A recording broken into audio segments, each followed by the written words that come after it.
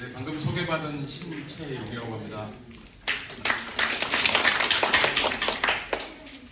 제가 오늘 발표할 주제는 왕실 조건입니다. 특히 시대는 당연히 조선 왕조입니다. 제 전공이 조선 왕조의 부마 가문입니다. 부마는 다 아시죠? 어떤 용어인지. 우리가 몽고, 고려시대 몽고의 부마국이 한때 됐지 않습니까? 그래서 부마라는 말은 거의 다 알고 계세요. 그런데 조선시대 공식적인 용어, 왕의 사위는 부마가 아닙니다. 법으로적인 용어는 의빈이라고 합니다. 이게 동국대전에 그렇게 돼 있어요. 이건 이제 중국에 이미 그 전에 황제의 사위가 부마고 제후의 사위는 의빈이라고 해야 된다라고 돼 있습니다. 그래서 그것을 세종 시대에 세종과 신하들이 공부해가지고 그렇게 제도를 만들어 놨는데, 제가 박사 논문을 쓰면서 찾아보니까 부마면 어떻고 의빈이면 어떠냐, 부마라는 말을 훨씬 더 많이 썼습니다. 조선시대. 그래서 공부를 하면서 부마 가문 족보를 많이 좀 찾아보고 연구를 해봤습니다. 그래서 오늘 왕실 족보 주제로 발표를 맡게 됐는데, 앞서 워낙에 석학이신 피터슨 교수님의 좋은 강연 들으셨다가 공부가 아직 미천한 저희 강연 들으시면 실망을 많이 하실 것 같아요. 그래서 최대한 조금 쉽게 좀 말씀을 드려보겠습니다. 예, 저는 부마 가문을 공부하면서 책을 좀 썼었습니다. 오른쪽 위에 보면 조선 왕실의 백년손님이라는 책이 있습니다. 이게 제가 박사를 받기 한 3, 4년 전에 먼저 써보자 책으로 해가지고 발간을 해봤습니다. 다행히 조금 반응도 좋고 문화관광부의 교양도서로도 선정이 돼가지고 덕을 봤습니다. 그 이후에 이제 우리 교수님, 피터슨 교수님과 인연이 돼가지고 벌써 한 3년 됐네요. 3년 전에 우물밖에 개구리가 보는 한국사로 같이 한번 책을 한번 내봤었습니다. 그래서 제가 한국 역사인물연구소장인데 뭐 하는 사람인가 다들 잘 모르시는 것 같아가지고 설명을 드렸고, 이 역사인물연구소도 이름을 피터슨 교수님이 지어주셨어요. Korean History and Biographical Research Center라고 지어주셨습니다. 자, 본격적으로 강의를 한번 시작을 해보겠습니다. 계속. 자, 왕실 족보 유형 참 많습니다. 여기 김기덕 교수님께서도 고려 왕실 족보를 연구하셨는데, 조선시대도 왕실 족보가 참 많아요. 종친록, 유부록, 또 선원록, 그 다음에 열성왕비세보, 선원 대보기략, 선원 속보, 여러 가지 종류가 있습니다. 자, 그러면 우리나라 현재 남아있는 족보 중에 가장 오래된 게 안동권시 성화보 대표적이죠. 그 다음에 문화유씨 가정보가 현재 남아있는 것 중에는 가장 오래된 것들입니다. 그러면 고려시대에는 족보가 없었을까? 있었다는 기록이 있습니다. 있었다는 기록. 게다가 고려 왕실 족보도 선생님 남아있지 않습니까? 물론 고려시대에 편찬된 건 아니지만 남아있습니다. 그러면 이 왕실에서는 도대체 족보를 왜 만들었을까? 왜 만들었을까? 단순히 이유가 있습니다. 일반 우리 사대부가 성씨에서도 족보를 편찬하는 이유가 있는 것처럼 왕실도 그 비슷한 이유가 있어요. 다만 또 다른 이유가 있겠죠. 전근대 시기 전통 왕조 시대, 세자, 왕이 될 지위가 부여된 사람이 왕이 되던 시대, 그 사람의 왕에 올랐을 때의 정통성, 지금으로 말하면 지금은 선거로 대통령을 이렇게 뽑습니다만은 당시에는 세자가 된 다음에 왕이 되어야 하지 않습니까? 근데 아마 많이들 아실 거예요. 조선 왕조 고종순종 빼고, 대한제국시 빼고 25명의 국왕이 있었습니다. 그 25명의 국왕 중에 왕비의 큰아들로서 왕이 된 사람이 과연 몇 명이나 될까요? 7. 예, 관심이 아주 많으시고요. 잘 알고 계십니다. 왜 7명밖에 안 될까요? 왜? 당연히 왕이 계속 다툼이겠죠. 당시 왕은 통치자이면서도 가장 강력한 정치의 한복판에 있는 인물이기 때문에 조선 초기부터 왕자의 난, 그다음에 계유정난, 그다음에 연산군이 쫓겨난 중종반정, 광해군의 인조반정, 그 외에도 세자가 온전히 교육을 잘 받고 성장해서 아버지 부왕이 승하한 뒤에 자연스럽게 즉위해야 되는데 그렇지 못하고 폐세자가 된다거나 또는 의문에 죽임을 당한다거나 그런 경우가 꽤 있었지 않습니까? 그래서 왕의 적장자, 왕비의 큰아들로서 왕이 되지 못한 왕들이 상당히 많습니다. 대표적으로 인조 반정으로 해서 왕이 됐고 인조의 뒤를 이어서 왕이 된 사람이 인조의 맏아들이 아니었지 않습니까? 복림대군 효종이었지 않습니까? 특히나 이제 복림대군 효종은 그의 사후에 조선 왕조에서 대표적인 정치적 논쟁이 벌어지게 됩니다. 바로 그의 정통성 때문에 그랬죠. 그가 첫째 아들이냐, 둘째 아들이냐. 그게 바로 그 유명한 예송이라고 하지 않습니까? 특히나 이제 선조, 조선 왕조에서 가장 처음으로 왕비 소생이 아닌 사람이 왕이 된 사례가 선조이지 않습니까? 선조는 자기의 아버지도 왕이 아니었잖아요. 그러니까 그 시대 16세기에 당시 영의정, 정승 판서, 명문 거족 가문의 인사들이 선조를 보았을 때 얼마나 그 전의 왕들과 그 위상이나 그런 게 달랐지 않습니까? 그래서 선조는 우리가 흔히 좀 세상에서 이상한 말하는 사람들이 많은데 컴플렉스를 가진 사람이다. 선조는 못났다. 아주 못났다라고 합니다. 근데 저는 또 그렇게 좀 왕통은 흠이 있지만 한 40여 년 재위하면서 저는 잘 이끌었다라고 저는 좀 보는 사람입니다. 특히나 또 조선 후기 이제 18세기로 가면은 왕비 소생도 아니죠. 무술이 소생인데 왕이 된 사람이 있지 않습니까? 조선 왕조에서 가장 오래 왕으로 재위했던 영조. 재위 기간 53년. 왕 춘추로도 83세. 가장 오래 했죠. 아버지 부왕은 숙종은 어머니의 적장자, 유일한 적장자로서 왕통에 자기 왕의 정통성에 그 어느 하나 흠결이 없던 왕이 숙종이었습니다. 숙종. 그런데 그 아들 영조는 다들 어머니 쪽이 왕비도 아니었잖아요. 특히나 영조 쪽의 외가 족보를 제가 대학원 시절에 찾아봤습니다. 안 나와요. 도저히 안 나옵니다. 게다가 사료 자체가 어머니 최 씨가 그런 신분이었기 때문에 당연히 안 나오겠죠. 그래서 영조가 어떻게 통치를 했습니까? 탕평책이라는 걸 했지 않습니까? 근데 요즘에 신문 같은 언론 보도상에서 어떤 대통령이 탕평 인사를 했다. 그래서 당색은 좀 다르지만 결은 다르지만 골고루 임명했다. 이런 거를 1차원적으로 이해해가지고 이걸 탕평이라고 얘기를 해요. 근데 영조 시대의 탕평은 그게 아닙니다. 당색이 달라도 이 국왕이 추진하는 정책에 동조하는 사람만 판서, 정승에 임명시키는 게 탕평이었고 그 결과 영조의 왕권이 강화되고 정쟁이 많이 불식되었습니다. 자, 그런 왕들이 즉위했을 때 어떠한 작업을 1차적으로 합니까? 영조 보세요. 예를 들겠습니다. 영조가 즉위했을 때 자기 아버지는 숙종인데 이제 어머니 쪽이 왕비도 아니었잖아요. 그래서 사친 추승 작업을 합니다. 사친.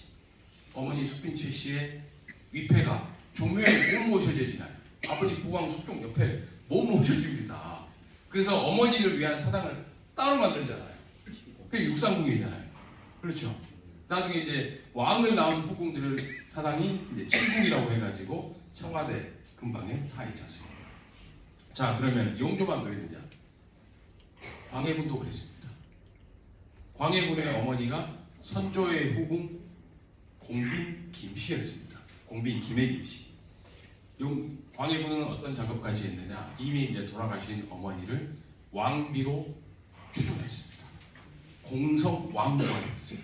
그래서 그 위패가 아버지 선조와 함께 종묘에 한때 모셔지게 되었지만 나중에 인조반정으로 광해군이 쫓겨나니까 다시 지위가 다시 후궁으로 내려갔었죠. 자, 그런 왕들, 특히나 태종, 제가 이제 여기 그냥 세미나장이니까 평범하게 얘기하겠습니다. 혹시 선현의 인물에 대해서 존칭을 안 쓴다고 해가지고 너무 막 뭐라고 하지 마십시오.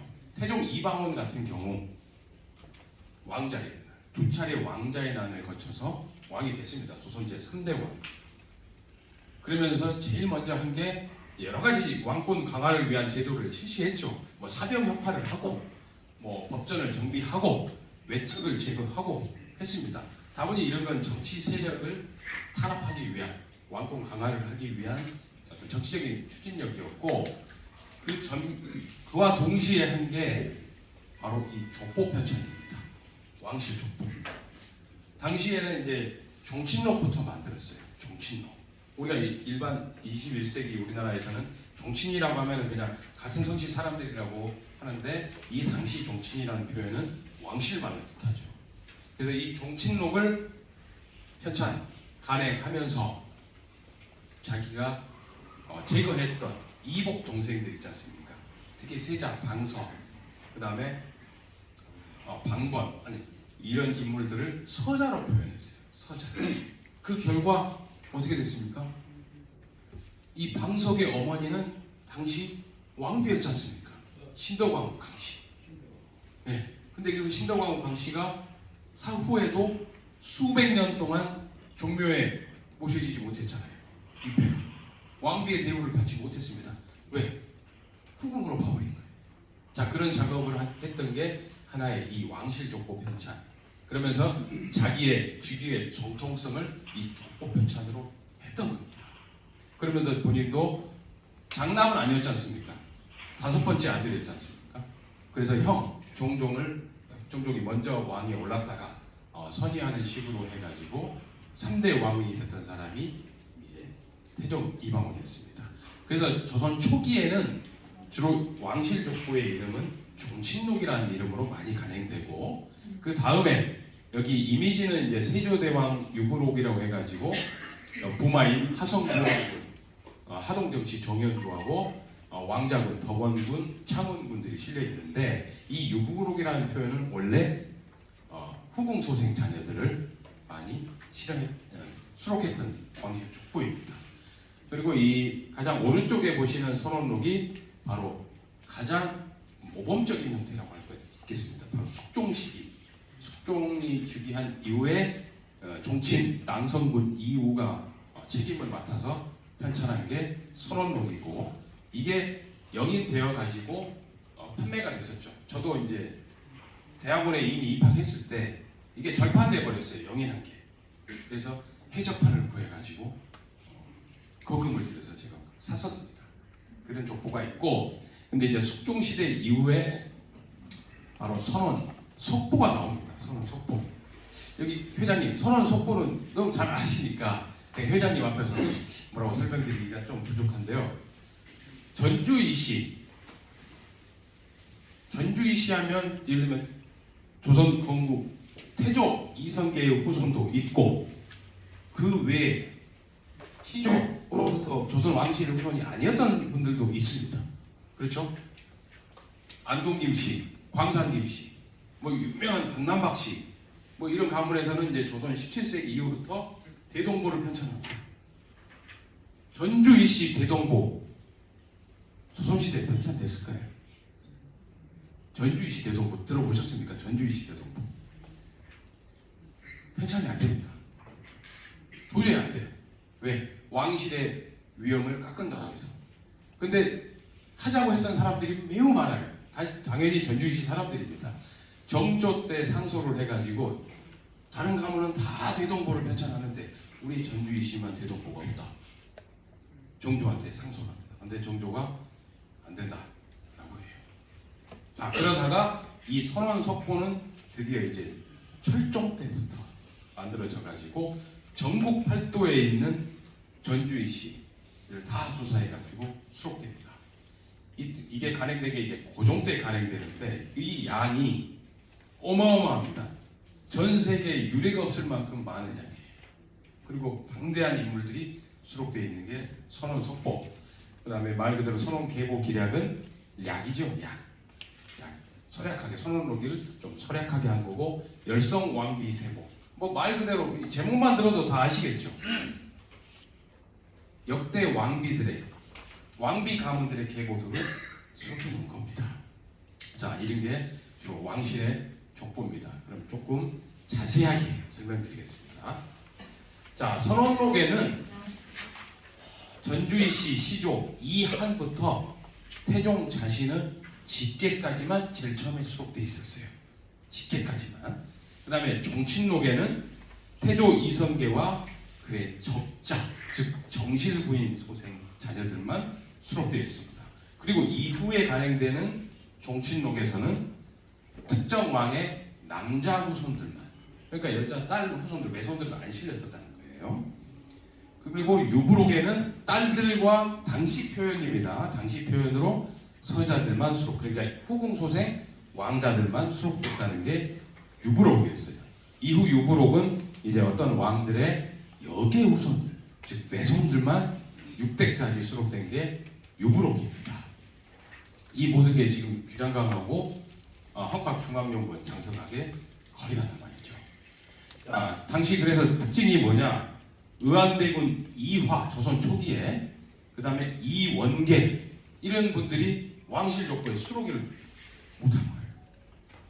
바로 그 원인이 태종 이방원의 정통성 강화 차원에서 후손들은 안 났다는 겁니다.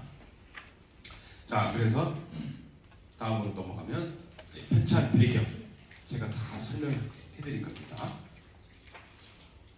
자, 지금 보시는 게 아마 선원록에 처음 보시는 분들 많으실 거예요. 선원록. 자, 오른쪽에 보시는 화면이 선원록의 권사, 의평군, 순평군, 원윤이 있는데 바로 정종대왕 자녀분들이죠. 여기 이용규 회장님, 정종대왕 아드님이신데 일남이 의평군입니다. 근데 여기 쭉 보면 일단 여기는 이제 계속 아들로 이어져 내려오다가 이제 딸들도 수록됩니다. 자, 이 선원록의 양이 어마어마한데 제가 재미난 얘기가 아니라 제가 고생한 얘기를 말씀드리겠습니다. 제가 대학원에 입학해서 한 20년 동안 이 전주이씨 선원록을 제 나름대로 엑셀로 다 입력을 해버렸어요. 그러면 이것만 입력하면 무슨 의미가 있어요? 별 의미가 없습니다. 그냥 사실 그대로만 입력했습니다. 그런데 저는 이 왕실 족보를 넘겨보면서 매우 중요한 공부 주제를 찾았어요. 왕의 외손들도 다 실려 있다는 거예요. 특히나 오늘 끝에 말씀드릴 겁니다. 당시 여인들의 이름이 수록되어 있어요. 여인들의 이름. 여인들의 이름, 이 시대 여인들의 이름 혹시 아시는 분? 호는 알아요. 예를 들면 사임당 신씨. 이건 사임당의 이름이 아니라 호잖아요. 당호입니다. 허난선원. 난선원이 이름은 아니잖아요. 근데 이 왕실 족보 선원록을 한 장씩 두 장씩 다 넘겨보니까 공주들부터 해서 일반 사대부가 여인들의 이름이 그대로 실려 있어요. 이름이. 제가 몇 년 전에 한국중앙연구원의 어떤 교수님, 이 가문 연구하신 교수님인데 그분이 페이스북에 뭘 올리셨는데 어떤 사대부가의 사당의 위패를 보니까 할머니의 이름이 다른 그 조선시대 할머니. 근데 언제부터 여성들의 이름이 안 올라가고 그냥 무슨 성씨로 돼 있었을까?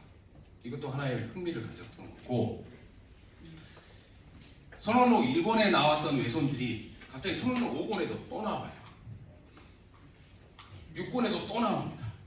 그래서 제가 엑셀로 데이터를 계속 입력해보고 이 전주이씨만 입력한 게 아니라 여기 만약에 안동김씨가 나왔다. 그러면 안동김씨 족보를 또 다 웬만한 사람들이 입력을 합니다.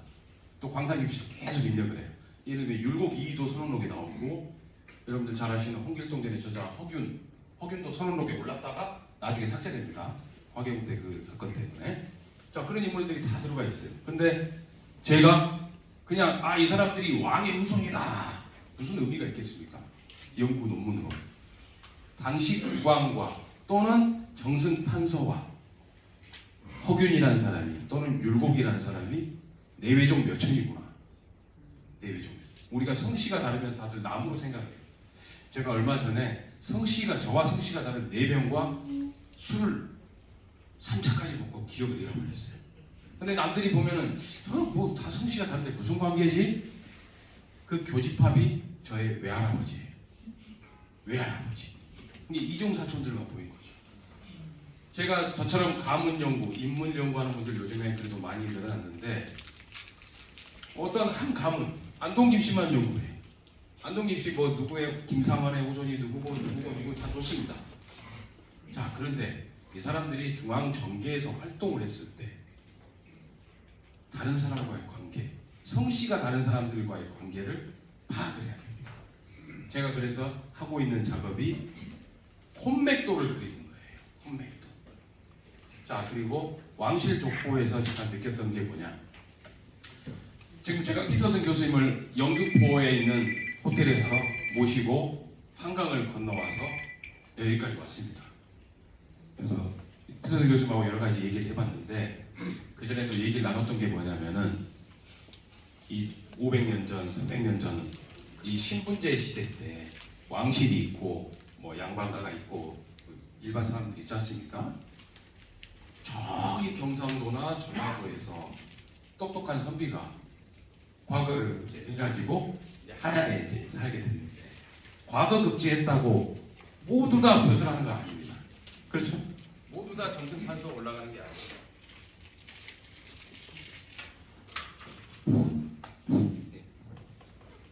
자, 물론 본인의 능력이 아주 중요하겠죠. 그 다음에 이게 배터리가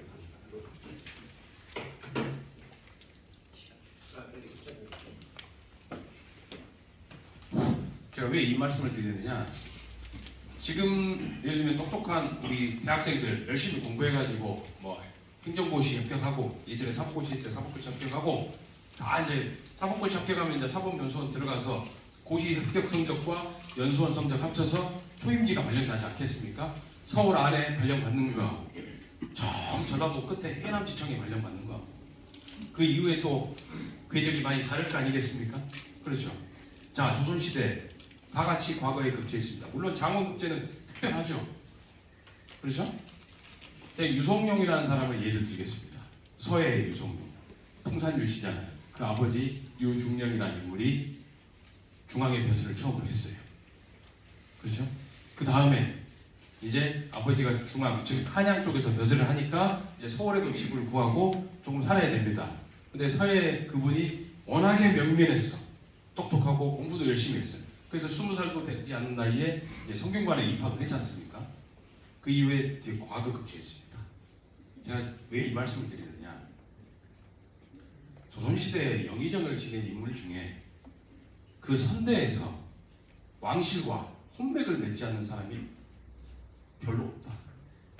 그럼 이게 뭐냐? 아, 왕실의 외손이라서, 왕실과 사돈의 후손이라서 너 영의정이 된 거냐?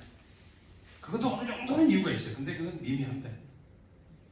더 중요한 이유가 뭐냐? 여기 공무원 해보신 분들 계실 것 같습니다. 신원조회죠. 예전에는 이 집안에 혹시 월북한 사람이 있느냐 다 따지잖아요. 연좌제가 있었잖아요. 근데 이 조선시대 어떻게 신분조회를 했을까요? 바로 족보입니다. 기본 왕실과의 관계, 특히 당시 국왕과의 관계. 그래서 당시에 왕의 비서실인 승지가 되거나 무반쪽으로 말하면은 선정관이라고 있습니다.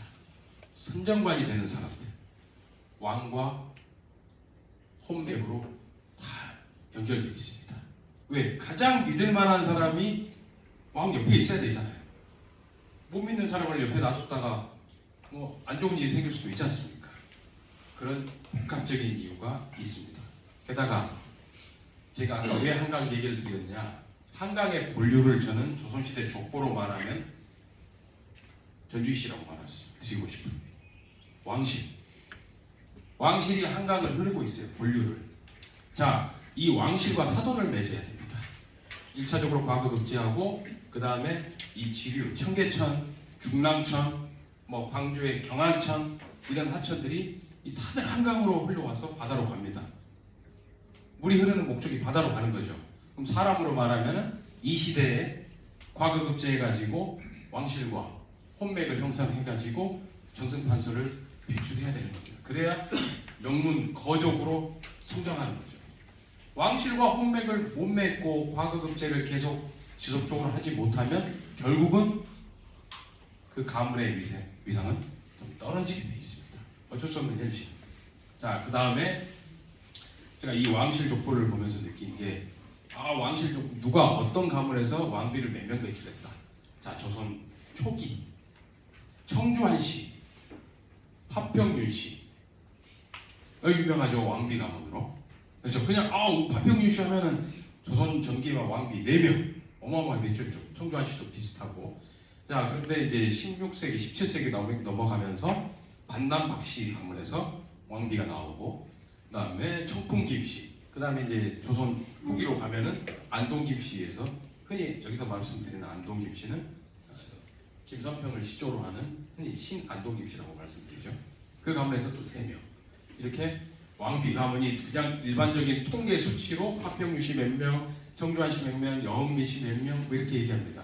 근데 왜 조선 전기는 청주한 씨하고 파평유 씨가 많고 조선 후기에는 안동 김씨, 반남 박씨가 많을까? 왜 많을까요? 지금 왕비 가문 연구자들도 그런 걸 많이 더 언급해 줬으면 좋겠는데, 그 심도 있는 배경을. 제가 부마 가문, 조선시대 부마가 92명입니다. 생각보다 매우 적어요. 이 부마 가문도 이 왕비 가문과 똑같이 변합니다. 조선 전기에만 파평윤 씨 가문에서 부마 7명을 배출했습니다. 조선 전기 약 100년도 안 되는 기간에 집중적으로.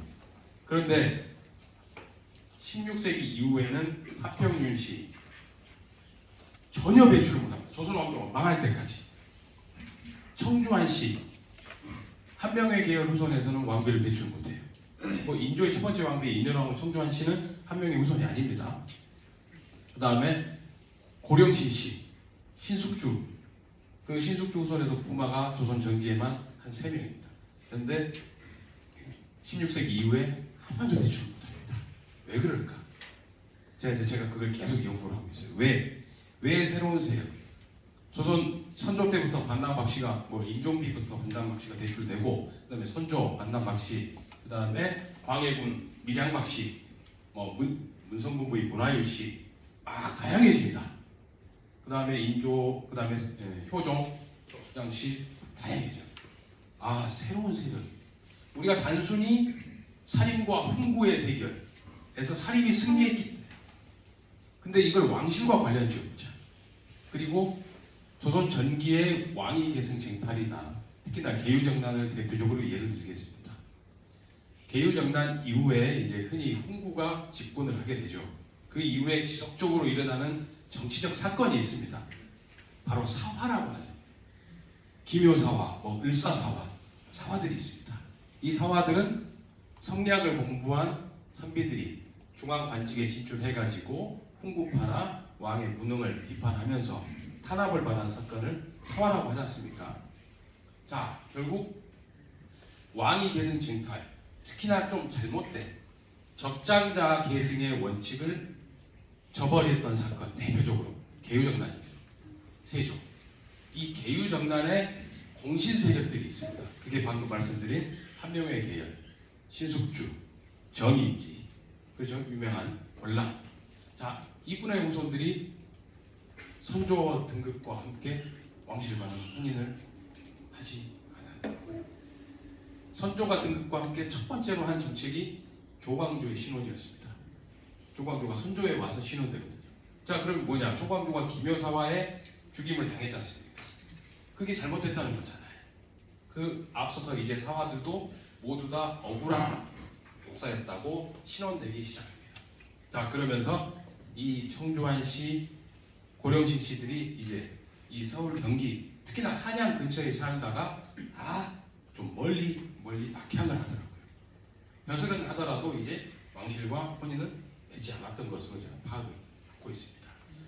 자, 얘기가 조금 됐습니다. 다시 왕실 족보로 조금 넘어가겠습니다. 자, 선원록이 이제 본격적으로 편찬되는 건 임진왜란 이후입니다. 임진왜란 때 다들 아시다시피 전주 사고에 있는 조선왕조 실록. 근데 우리가 사고하면은 실록만 보관되는 걸로 생각을 해요. 일반 분들은. 근데 사고 안에는 실록뿐만이 아니라 왕실 족보인 선원록, 또 의결 같은 것들, 귀한 것들도 많이 보관되어 있었지 않습니까? 자, 그래서 임진왜란이 끝나고 1602년에 이제 본격적으로 선원록의 수정, 보완 작업이 시작되고 이제 임진왜란과 병자호란이 조금씩 안정된 한 60여 년이 지나서 숙종의 즉위와 함께 본격적으로 선원록이 편찬되기 시작합니다. 당시 책임자 누구였느냐? 종실 낭성군 이우라는 종친이었습니다. 제가 4년 전에 경기도 포천시에서 문화재 지정을 위한 연구 용역을 참여한 적이 있습니다. 그게 바로 이 낭성군 이우가 조성한 자기 아버지 인웅군의 묘역이었습니다. 가보니까 포천 영평에 있는데, 물론 이제 이 묘는 저도 대학원 20년 전에 가보고 또 가본 겁니다만은, 와, 우리나라에서 가장 큰 신도비라고 해도 될 만한 비석과 왕릉에 버금갈 만한 아름다운 성물, 또 규모의 웅장함, 이분이 또 명필이거든요. 낭성군 이유가 당대 최고의 명필 중 하나입니다. 또 금석하게 뛰어난 분이에요. 이분이 모두 감독을 해가지고 왕릉을 만들던 장인들을 파견받아가지고 아버지 인웅군의 묘역을 조성했어요. 거기에는 아버지의 천첩의 묘까지도 상석에 천첩의 이름까지 다 써져 있어요. 그 명필로. 그래서 그거를 경기도 지정문화재로 됐습니다. 그 기념 학술대회도 국방에서 한번 한 적이 있습니다. 그만큼 이 17세기 대표적인 종친입니다. 이 종친이 책임자가 돼가지고 선원 모략을 편찬하기 시작해요. 당시 숙종은 이걸 추진할 만한 경제력도 있었고, 당시 조선왕조가 안정되기 시작하면서 또 자기가 왕비 소생의 유일한 적장자로서 즉위한 정통성도 확실한 왕이었기 때문에 이런 작업을 본격적으로 추진했습니다. 그래서 한 2년이 지나서 바로 태조에서 자기 부왕인 현종에 이르는 이 왕들의 자손을 6대까지 수록해서 선원록이 1차적으로 완성이 됩니다. 1차적으로. 이 양이 매우 방대해요. 제가 지금 집에 보물처럼 모셔놓고 있는 게 바로 이거 복사본입니다. 그래서 잘 파는 데서 파는 곳이 없어요. 파는 곳이. 그 다음에 인조대 이후는 이제 그 특징, 즉 숙종대에 간행된 선원록의 특징을 좀 말씀드리겠습니다. 아직 시간이 괜찮으시죠? 네. 지금 공기가 혹시 탁한가 많이 졸리십니까? 안 졸리시죠? 예. 인조대 이후 왕실족보 선원록의 편찬의 특징을 좀 말씀드리면 당연히 쫓겨난 광해군이 종통에서 제외됐겠죠. 위에 연산군도 제외됩니다. 그 다음에 인조에서 효종과 현종으로 이어지는 왕실의 종통을 확립하는 것이 하나의 배경이었습니다. 여러분들, 종통이라는 게 매우 중요합니다. 영조가 왕이 되는 과정에서 삼종혈맥이라는 말이 나옵니다. 삼종혈맥, 인조, 효종, 현종, 숙종. 근데 숙종까지 하면 4대인데 인조 빼고 효종, 현종, 숙종을 삼종이라고 합니다. 이 세 임금의 피를 이어받은 자만이 왕이 될 자격이 있다는 게 바로 삼종혈맥이었어요. 그래서 이걸 내세우면서 영조를 보호해줬던 바로 대비가 있습니다. 김인경 선생님 어디 가셨나? 우리 계신 우리 경주 김씨 우리 회장님 가문에 인원왕후, 인원 대비였죠. 인원 대비가 삼종 혈맥을 전면에 내세워가지고 경종과 영조만이 유일한 삼종 혈맥이니까 보호해야 된다라고 내세웠던 겁니다. 그만큼 이 종통이라는 것은 왕으로서의 자기의 직위의 정당성을 갖고 있는 것이기 때문에 매우 중요한 겁니다. 그래서 유일한 적자로 즉위한 숙종이 자기가 추진하는 왕권 강화, 그리고 17세기 4대 부가에서 족보 편찬이 대대적으로 이루어지는 것과는 시대상과 맞물려 가지고 편찬된 게 왕실족보 선원록이라고 말씀드릴 수 있겠습니다. 자, 그리고 지금 보시는 게 선원록의 어떤 축소판, 좀 소략판이라고 하는 선원 계보 기략입니다. 아무리 소략판이지만 이것도 양이 어마어마합니다. 많습니다. 자, 내용을 설명드리면 이것도 1679년에 편찬됐는데 이것도 마찬가지로 좀 못합니다. 낭성군 이우입니다. 선원 보략을 수정해서 편찬한 겁니다. 이 특징이 뭐냐? 열성 3개 아래에 보도를 붙여서 각 새의 소와 목을 구분했습니다. 그 다음에 목조로부터 숙종까지 왕위를 이은 차례를 그림으로 그렸고, 여러분들 여기 여기 회장님들 거의 다 아실 겁니다. 여기 선생님들도 다 아실 건데 우리가 흔히 왕의 이름 휘라고 하죠. 휘. 이걸 잘 몰라요. 일반인들은 전혀 모르겠죠. 당연히 정보가 없으니까. 근데 여기 서문 계보 기락에다가는 다 어휘와 자를 기록해놨어요. 그래서 요즘에는 이제 다 전선화돼가지고 일반인들도 정석하게 들어가면 어느 누구나 볼 수가 있겠습니다. 자, 그래서 이걸 보면 자, 서문 계보 기락 휘, 왕의 휘를 한번 보겠습니다. 왕의 휘. 여기 보시면 익조 대왕이라고 있죠. 목조, 익조, 도조, 환조 우리가 항상 외우는 이 익조 강해 성익 대왕의 휘가 행자 리자입니다. 행자 리자 보이시죠? 자, 그 다음에 도조 대왕의 휘가 춘입니다. 자, 이렇게 아까 제가 말씀드린 원칙대로 어휘가 이렇게 기록되어 있죠. 게다가 이제 왕비들 같은 경우에는 적, 등주 여기 왕비죠. 익조의 왕비 정숙 왕후 최씨인데 공관이 어디냐? 등주 최씨 들어보셨습니까? 오 역시 뿌리에 답습니다. 제가 딴 데 가서 등주 최씨 아세요? 아무도 몰라요. 네, 모릅니다.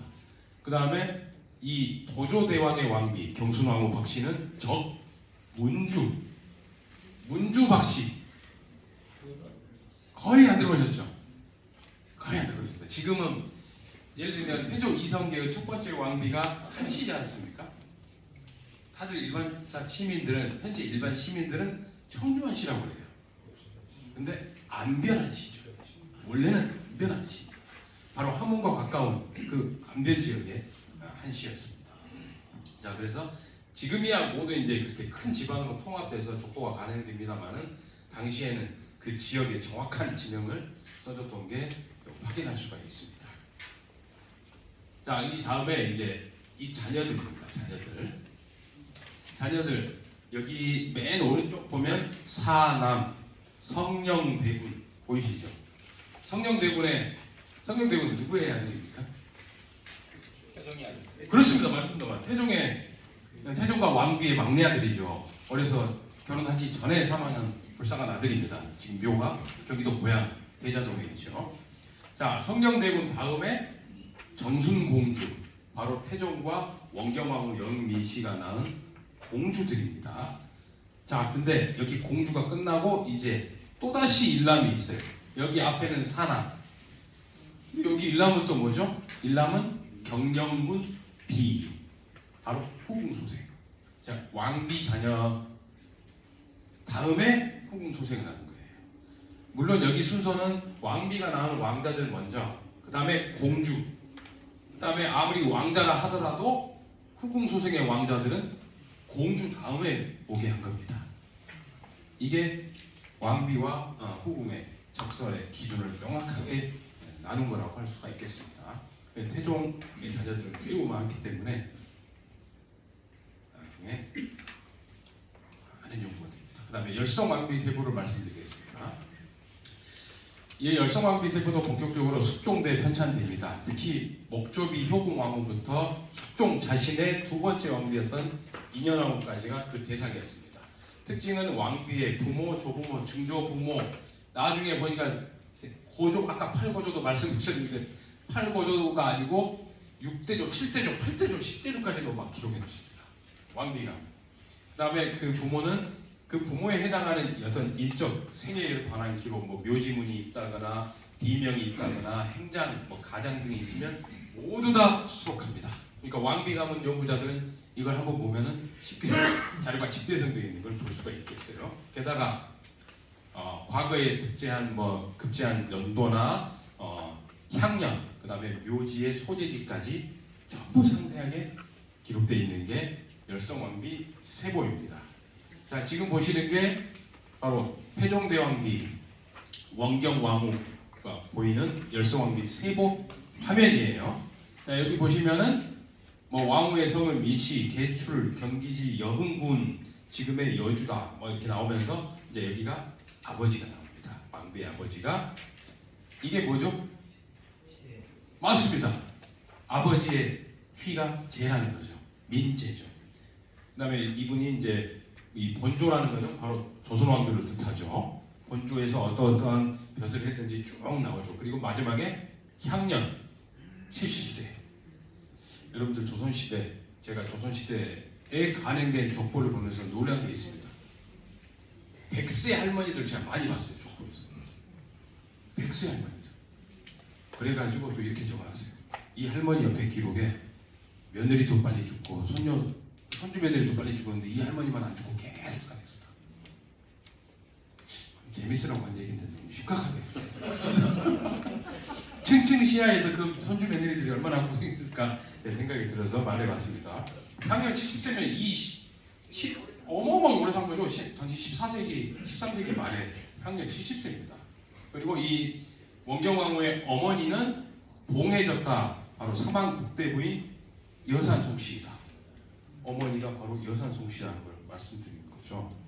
그리고 이 외할아버지가, 이 왕비의 외할아버지가 여양군인 송선이다라는 것까지 매우 자세하게 기록되어 있습니다.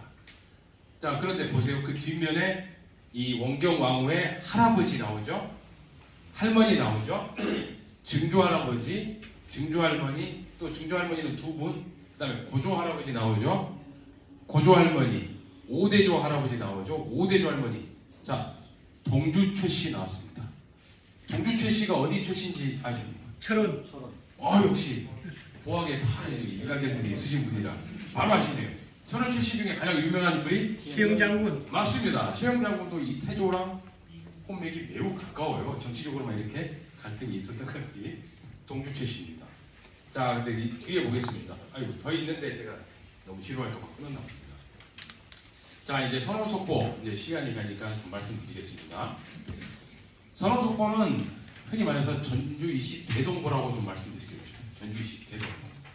특히 양이나 질적인 면에서 어마어마하게 전 세계에서 찾아볼 수가 없습니다. 이 한 가문으로만 봤을 때 5,400여 채, 규장각에 4,400여 책이 보관되어 있습니다.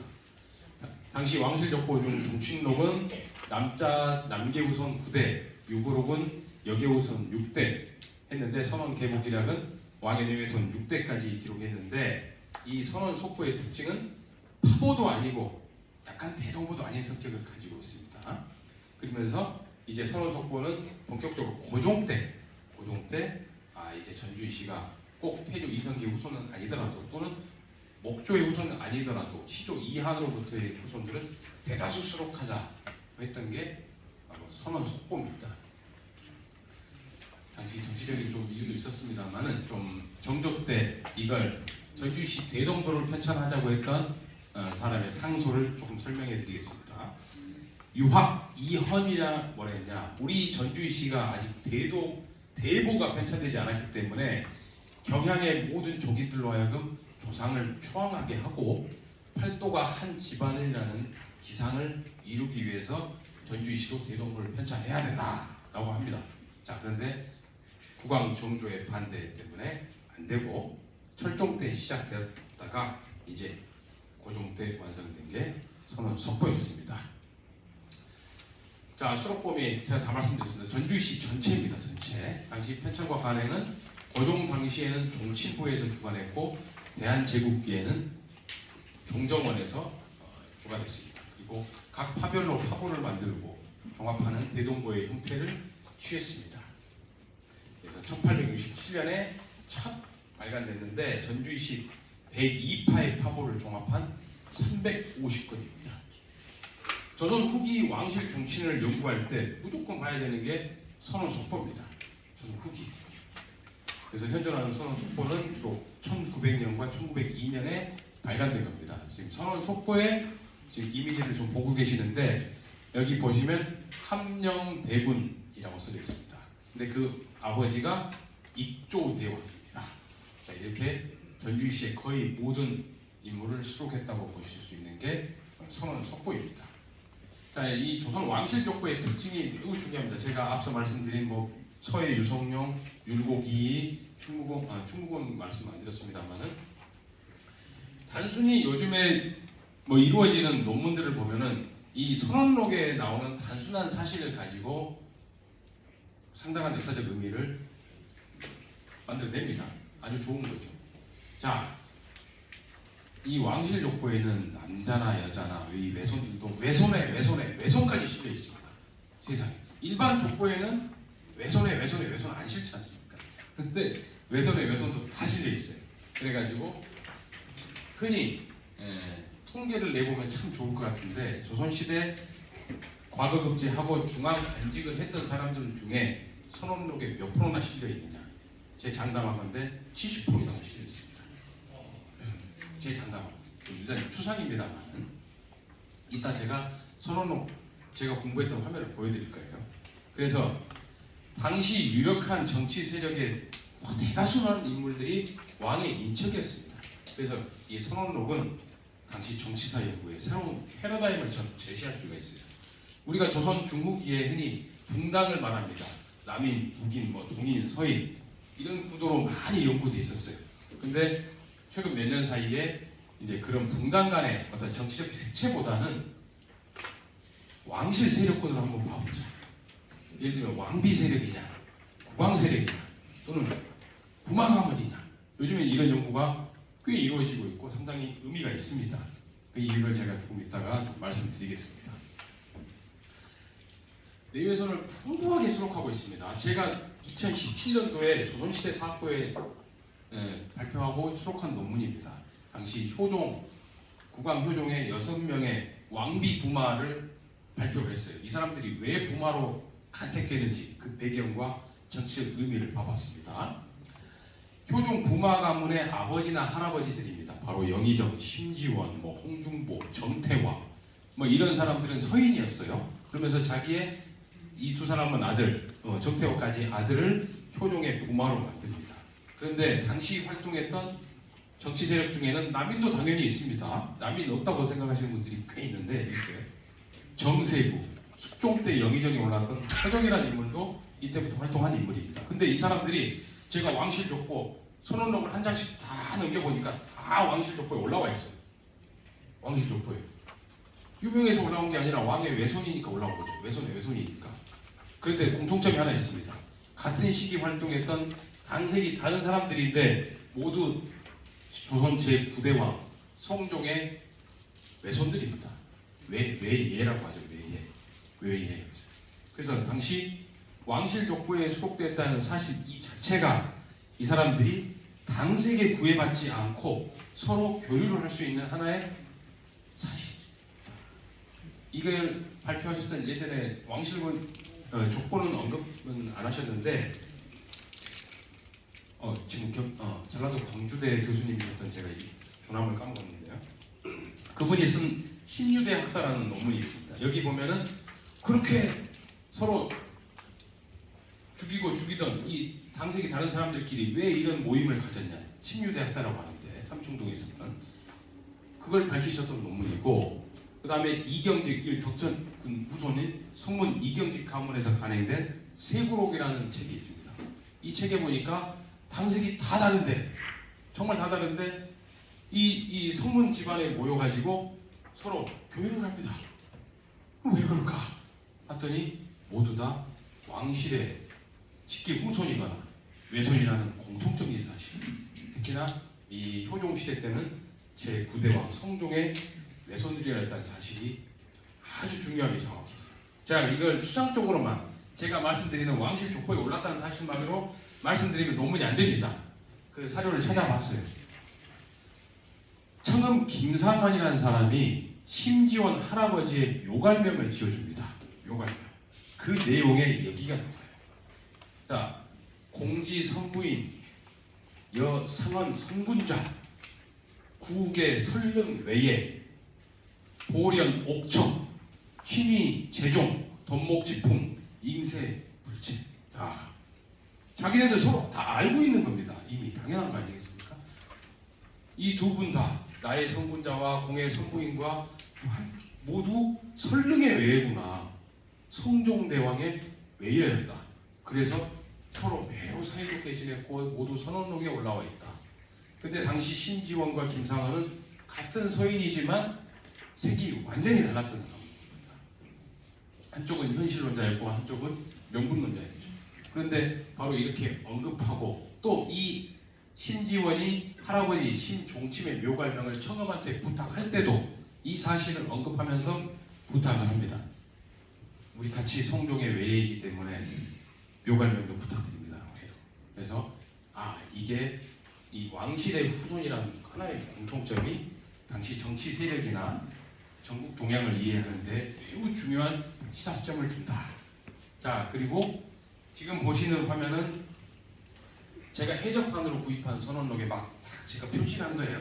그러니까 한번 좀 하단에 있어서 안 보이는데 여성의 실명을 확인할 수 있는 부분을 좀 보여드리겠습니다. 자, 여러분들 헌안설원은 다 압니다. 우리나라에서 헌안설원 모르는 사람이 없어요. 근데 헌안설원의 이름을 알고 계신 분 있죠? 초이. 자세히. 초이. 그렇죠. 허초이라고 알고 계시죠? 허초이도 분명 뭐 이름이었을 것입니다. 그런데 이 왕실 족보에 허초이가 아닙니다. 허효옥으로 기록되어 있어요. 허효옥.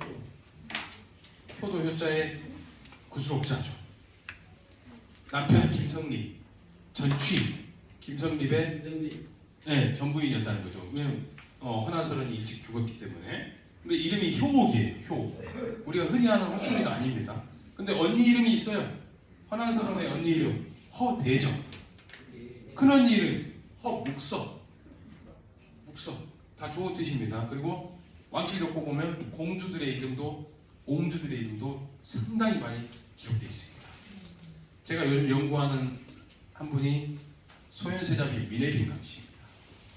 근데 미네빈강 씨 이름을 계속 찾고 있는데 안 나와요. 그분이 이제 뭐 정상적으로 왕비가 되었다면 찾을 수 있었겠지만 억울하게 그런 사건을 당했기 때문에 다 삭제돼버려가지고 지금 찾을 수가 없는 형편인데 그게 제일 안타까워요. 그래서 이 왕실족보 이런 이름을 가지고도 나중에 콘텐츠로 활용할 때 상당히 유용하겠다라고 봅니다. 그래서 여기서 끝내면 또 재미가 없으니까 하나만 더 말씀드리겠습니다. 하나만 더. 여기 남양홍 씨 아까 회장님 한 분 계시죠? 남양홍 씨. 네. 이 족보 보신 적 있습니까? 남양홍 씨 외예도입니다. 외예도. 보신 적 없을 거예요. 보셨어요? 저는 이제 제 친한 동료가 이걸 옥션에서 경매로 샀습니다. 그래서 제가 스캔 좀 해달라. 이거 매우 가치가 있다. 아까 그 우리 피터 교수님 외손 뭐 팔고조도 뭐 수원 할아버지 평택 할아버지 했듯이 이 외예도 또는 외예보라고 하는 이 특정 가문의 외손들만 수록한 족보입니다. 있습니다. 근데 일반인들은 잘 몰라요. 일반 문중분들도 잘 모르는 분들이 꽤 많습니다. 근데 이게 18세기에 많이 가능이 됩니다. 18세기. 그래서 내용만 잠깐 소개해 드릴게요. 남양 홍씨 세보 외예보인데 태사공 외예도라고 되어 있습니다. 태사공 외예도. 그래서 자 여기 연준이라는 인물이 있습니다. 이 연준의 아들이 심익인데 사위가 고성희 씨, 이강이죠. 이강의 아들 이원, 이대 쭉 내려갑니다. 직계는 이렇게 이육, 청파 이육이라는 인물 아실 겁니다. 이육까지 내려가고 이대의 사위가 연일이 정자숙, 정자숙의 증손자가 송강 정철. 그래서 서로 다 이 남양홍씨 가문의 외손들이라서 이제 이 정도 대수가 되면 아마 일반인들은 모르죠. 누가 누구의 크게 외손이 잘 모릅니다. 근데 이런 계보를 만들면서 와 우리가 이쪽으로 보니까 4촌밖에 안 되고 6촌밖에 안 되고 내외종 8촌 안에 관계다. 매우 가까운 거 아니겠습니까? 제가 다다음 주면 저희 아버지 모시고 또 시제를 지내러 내려갑니다. 시제라는 거 아시잖아요, 다들. 네. 뭐 예를 들면 고조 할아버지를 같이 하는 자손들이 모여서 지냅니다. 저희는 저만 해도 아직까지 그렇게 좀 사는데 요즘 사람들은 제가 학생들한테 물어보니까 육촌을 몰라요. 당숙이란 말, 종숙이란 말 모릅니다. 근데 이 시대는 그런 시대가 아니잖아요. 아마 대다수가 상당수 지식인들, 선비들이라고 하면은 계보적 지식을 많이 갖고 있는 사람들이기 때문에 특히나 성씨가 다르더라도 외가와 어떤 관계인지 여기 보세요. 퇴계 이황이 나옵니다. 퇴계 이황이 남양홍씨의 외예라는 거예요. 외예. 그래서 이렇게 보면은 다 가깝습니다. 이양원, 여기저기 지내는 이양원 아주 가까워요. 나중에 혹시나 이제 이런 뿌리회에서도 제가 남해 조상 묘만 20년을 다닌 사람입니다. 묘도 많이 다니거든요. 뿌리회 혹시 답사하실 때 어떤 특정 인물의 외손들만을 주제로도 다니면 매우 재미있어요. 제가 용인 쪽에 선생님 연구 해주오시 연구하셨는데 용인 쪽 정몽주의 외예들, 연안이시, 해주오시 모두 다 정몽주의 외예들 포함이 됩니다. 그래가지고 이런 주제로도 나중에 뿌리회에서 답사 다니면 참 재미난 주제가 될 것 같다라는 면에서 제가 외예들을 이렇게 소개시켜드렸습니다. 자, 이상입니다. 마치겠습니다.